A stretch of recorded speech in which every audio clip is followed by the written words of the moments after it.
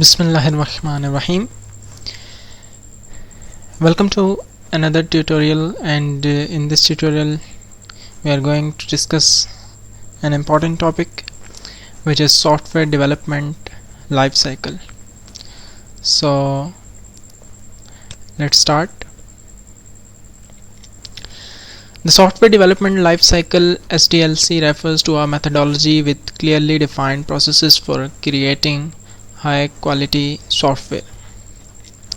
So software development life cycle एक methodology है जो यूज़ की जाती है सॉफ्टवेयर की डेवलपमेंट में. मीन्स इसमें डिफरेंट स्टेजेस होते हैं, डिफरेंट स्टेप्स होते हैं, उनको फॉलो किया जाता है और उन स्टेप्स के ऑर्डर का ख्याल रखा जाता है कि एक स्टेप हम ये नहीं कर सकते कोई भी स्टेप हम फर्स्ट पे कर लें, किसी को सेकंड पे कर लें, बल्कि एक प्रॉपर स्टेप्स होते हैं जिनको अगर प्रॉपर वे में फॉलो किया जाए तो एक बहुत अच्छा सॉफ्टवेयर डेवलप किया जा सकता है. और जो मोस्ट इम्पॉर्टेंट इसमें बात है वो ये है कि जो रिक्वायरमेंट है जिसने सॉफ्टवेयर बनवाना है उसकी जिस तरह से वो चाहता है उस तरह से सॉफ्टवेयर डेवलप करके उसको सॉफ्टवेयर डेवलपर दे सकता है, अगर इन स्टेप्स को प्रॉपर वे में एक हर स्टेप को जिस तरह से उसकी रिक्वायरमेंट है उस तरह सॉल्व किया जाए.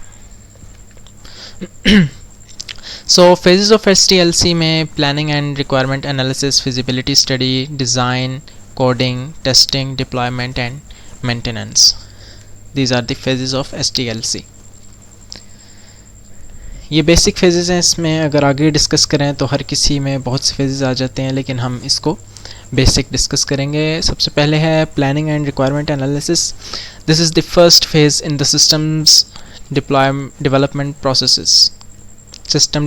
process. It identifies whether or not there is the need for a new system to achieve a business strategic objectives. So यहाँ पर बात आती है कि प्रोजेक्ट की, ठीक है. जिस तरह से ज़ाहिर है जब भी सॉफ्टवेयर एक बनाना होता है तो वो एक हमारे लिए प्रोजेक्ट होता है. And project is always any software, any product, any service which is unique. So मतलब उसमें अगर पहले से कोई सॉफ्टवेयर है तो आपने अगर उसी तरह का सॉफ्टवेयर बना दिया तो that is not a project. Project is always unique and there is always some changes then the previous softwares.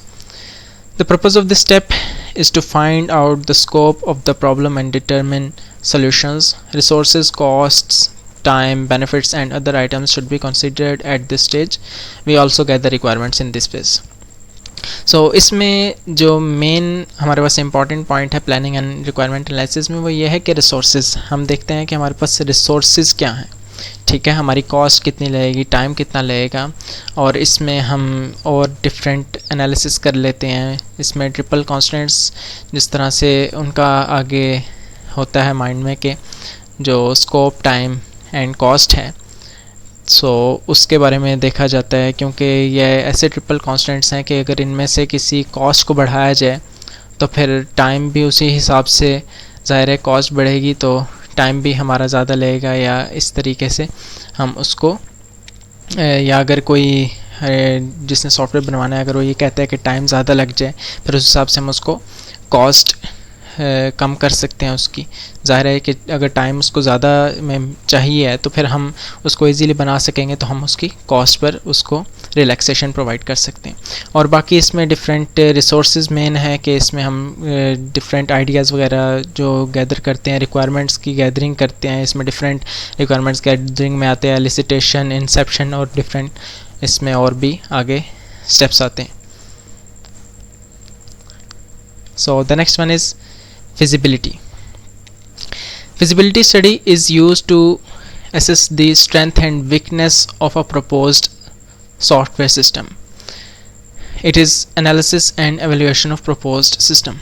So feasible कोई भी अगर हम बात करें तो feasibility ये होती है कि उस सॉफ्टवेयर की क्या डोमेन है कि हमें अपने ज़ाहिर है जो भी रिसोर्सेज होते हैं उसी के अंदर रहते हुए हमें उन रिसोर्सेज को माइंड में रखते हुए हमें सॉफ्टवेयर डेवलप करना होता है. तो फिजिबिलिटी इसी तरह से है कि जिस तरह से एक 250 ml का ग्लास है और आप उसमें 300 ml वाटर उसमें डालना चाहते हैं, so that is not feasible, that is not possible. Obviously जो बाकी वाटर है एक्स्ट्रा वो ओवरफ्लो कर जाएगा. सो इसलिए इस सब का माइंड में रखा जाता है ताकि कोई भी हमें हर तरह से हमें फिजिबल हो प्रोजेक्ट जो हम बनाने जा रहे हैं. सो इस सब की स्टडी इसमें की जाती है. And the next one is design, one of the important stages of SDLC. The design phase is architectural phase of system. The flow of data is shown by the charts.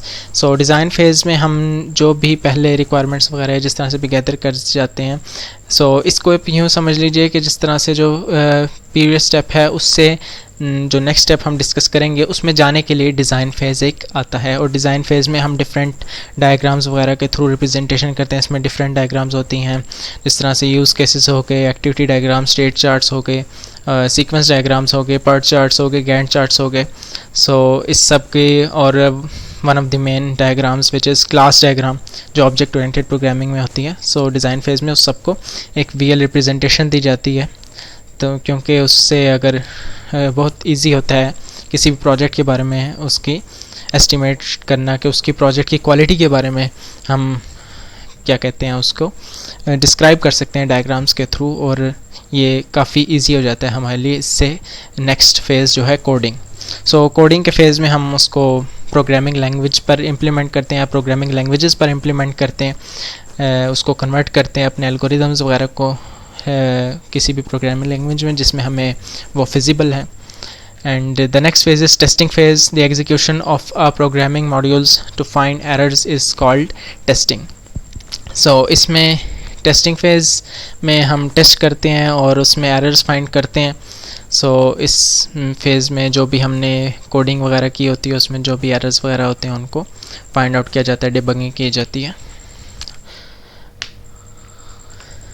Deployment implementation, it is the set of activities that are used to make the system available for the use.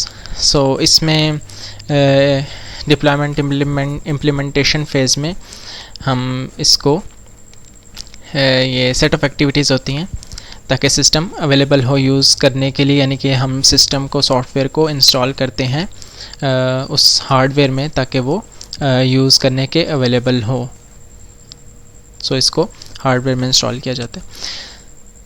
And the next phase is maintenance. In SDLC the system maintenance is an ongoing process. So जब भी एक software develop हो जाता है either in the form of a product और a service which is website you can say, तो इस तरह से दो फॉर्म्स में हमारे पास प्रोजेक्ट आउटपुट उसकी मिल सकती है, या वो प्रोडक्ट हो सकता है, वो कोई सर्विस हो सकती है. सो उसकी मेंटेनेंस ऑन गोइंग प्रोसेस इस तरह से है कि मेंटेनेंस चलती रहती है. जिस तरह से आगे हमें उसको एडजस्टमेंट करनी पड़ती है, अपडेट्स करनी पड़ती हैं, सो मॉडिफिकेशन करनी पड़ती है उस एग्जिस्टिंग सिस्टम में एज़ द टाइम पासिस के जैसे जैसे हमारी रिक्वायरमेंट्स उस हिसाब से हम समझते हैं कि अब इसमें थोड़े से चेंजेस कर लेने चाहिए. So that all is maintenance.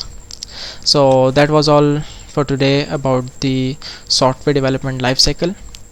If you have still any confusion you can leave a comment, and if you want me to make a video on any topic then let me know in the comment section below. That's all for today. Thanks for watching.